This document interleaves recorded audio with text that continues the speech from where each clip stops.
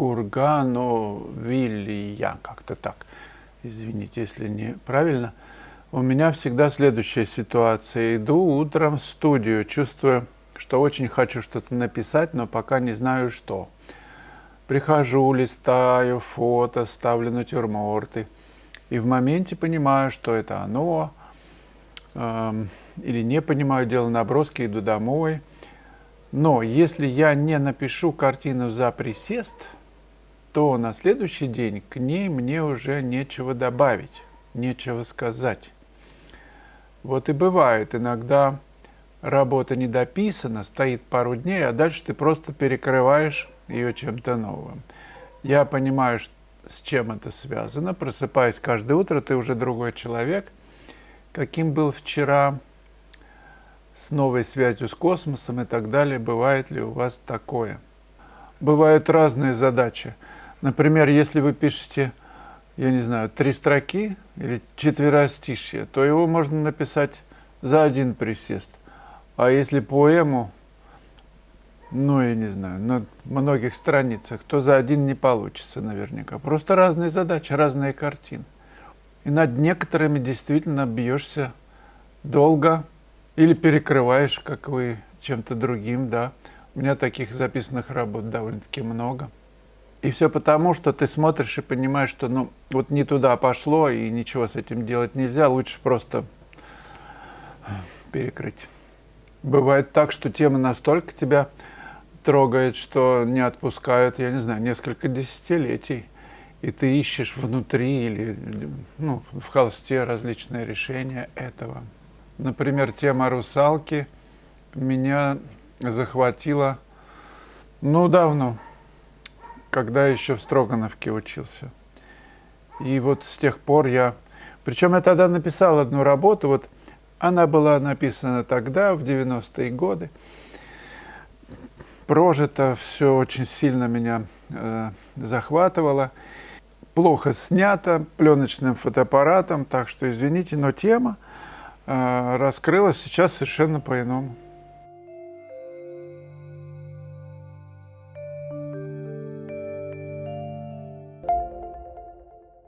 У нас завтра, друзья, прямой эфир в 20 часов по Москве, так что приходите и будем общаться, готовьте вопросы. Екатерина Ше. В моем случае как раз ключевая фраза «Есть ли восторг от жизни?». Наверное, потому и не могу писать, что утерян этот восторг. Думаю, яблоко и яблоко, закат и закат. Чего там такого, чтобы их писать? И сама ужасаюсь таким мыслям, потому что раньше любая тень, свет, их игра в листве вызывали невероятный восторг и трепет, и желание жить и творить. Сложная ситуация, понятно, у каждого в жизни случаются и будут случаться. Так устроен мир, от этого никуда не деться. То, что рождено, должно умереть. Но есть же вечные вещи. Свет, например. Да, вы пишете, что утерян этот восторг. Куда деться? Даже самый длинный, долгий дождь проходит. Нужно набраться терпения и подождать.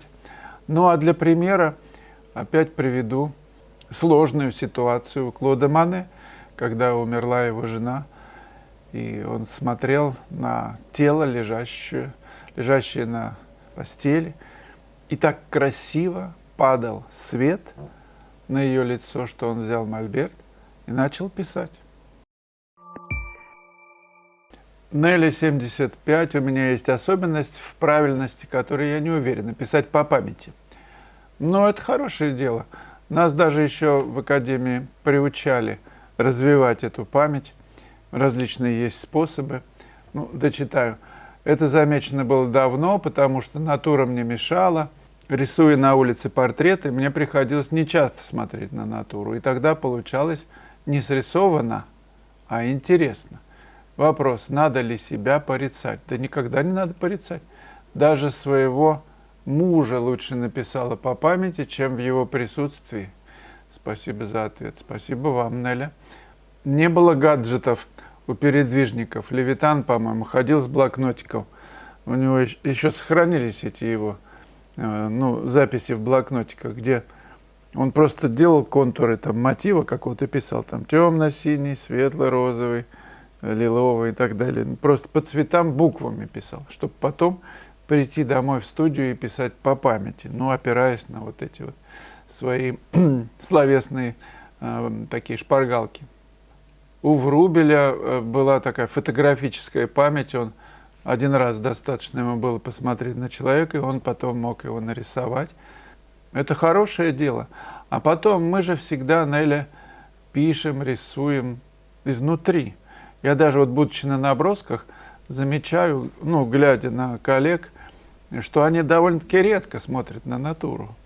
И понимаю, почему. Когда движение поймано, когда она у тебя собрана в пространстве, ты уже увлечен технологией, как это сделать наиболее, ну, интересно, гармонично, неожиданно, да, какие-то, если акварелью я вот сейчас, у меня период такой акварельный, много работаю акварелью на набросках, и ты сочиняешь различные ходы, различные решения.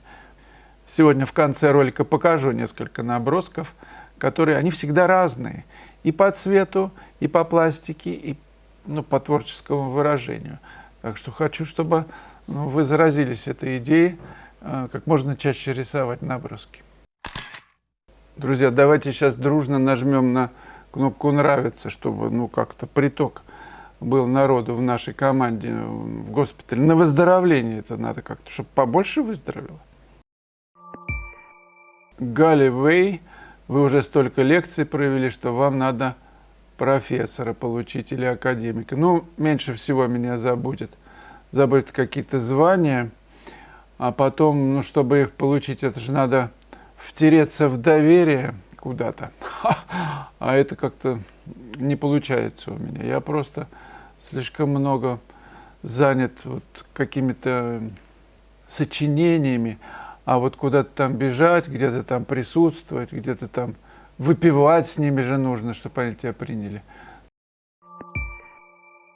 Слава обратил внимание, что, делая наброски темперы, вы прорисовываете контур объекта, будь то человек или какой-либо предмет, наверное. Контур вы наносить до проработки или в цвете, или после. Темперы никогда не писал, хочу попробовать, останавливает ее укрывистость. Да, ну, попробуйте, может быть, она... Можно жидко же ей писать, а когда где-то по цветам можно корпусно ударить. Ну, я люблю сначала заложить пятна, а потом уже, используя акварельные карандаши или мелки, кое-где подправить. Вот, например, форма. По форме, значит. Смотрите, здесь даже белые пятна где-то, они остаются. Но мне нравится такой стиль. И по этой первой закладке, которая происходит, ну, за минуту, да, ты берешь, контуром прорабатываешь уже форму в пространстве вот этими мелками или акварельными карандашами. Еще хочу кое-что вам рассказать, что, например, контур берете чернила. У меня есть такая бамбуковая палочка. Наверное, они продаются в каких-то художественских магазинах. Я купил какой-то сачок, что ли, или, не знаю, что, какую-то мелочь из бамбука. Главное, чтобы бамбук был. И сам ее сделал. Но вы можете купить, наверняка это есть, или заказать на каком-нибудь Wildberries. С контуром, значит, прорабатываете контур, ну, модель. А потом берете просто воду с кисточкой, никуда не окуная, просто заливки делаете чернилами. Ну, опять, просто мокрой кисточкой. И она сама тебе формирует какое-то пятно. Есть и контур, есть и пятно. Ну, вот такой момент. Ну, очень такой простой, на обычной простецкой бумаге. Такие вот можно делать наброски, ну, за 5 минут, наверное, быстро очень. Вот с чернильной техникой. Когда там 3-минутные мы делаем, например, да, вот в студии. Ну, это, наверное, 3 минуты. Окунать кисточку в чернила, это будет too much, перебор. Просто водой. Вы сами почувствуете, что она уже сама достаточно приобретает. И смотрите, где-то тональные такие решения. Просто вода. За счет того, что контур есть, этих чернил, они так плотные хватает, чтобы такие заливки делать. Ну, наверняка вы об этом знаете.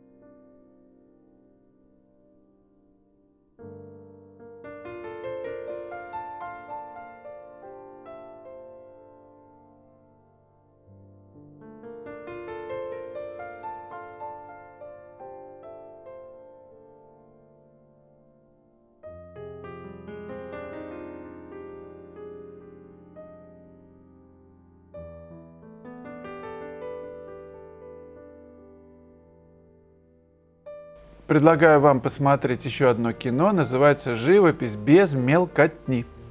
Ну, пока.